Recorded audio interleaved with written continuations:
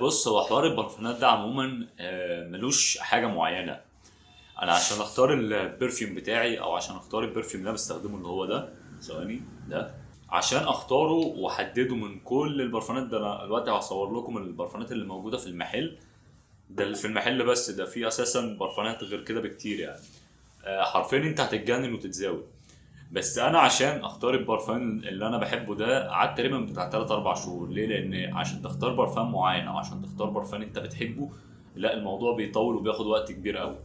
فانا عن نفسي بستخدم برفان اسمه سوفاج، وحاجه تانية اسمها دان هيل ديزاير.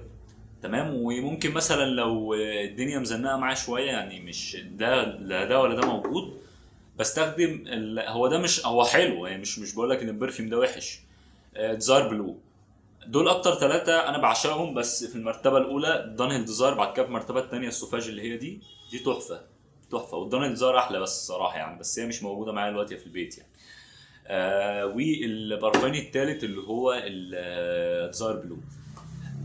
طبعا عشان ارسى على البرفانات دي عموما انا قعدت وقت كبير جدا، وانت برضه اكيد هتقعد وقت كبير جدا عشان تحدد البرفان اللي انت بتستخدمه.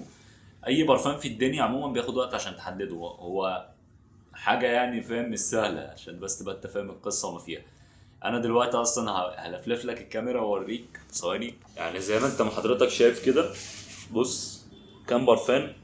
يعني ده غير اساسا في رف تحت يعني، فزي ما انت ما شايف. فعشان ارسى على البرفانات دي عموما، او عشان ارسى على البرفان اللي هو ده، لا انا خدت وقت كبير قوي.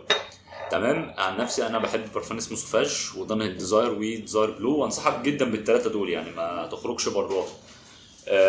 لو انت بتحب الحاجات الشجري وكده دول جامدين قوي الصراحه يعني. وبعدين بيلوا في اي حاجه، خروجات، مثلا فرح مش عارف ايه، برضه تتحسب من ضمن الخروجات يعني، مناسبه. فاهم؟ فالبرفانات دي جامده قوي. انا عن نفسي بستخدم السوفاج والدانهيل ديزاير وديزاير بلو وبس. انا حابب بس اعرفكم البرفان اللي انا بستخدمه. وانت برضه لو بتستخدم برفان غيره وشايفه ان هو حلو، ممكن تكتب لي تحت في الكومنتس. والسلام عليكم.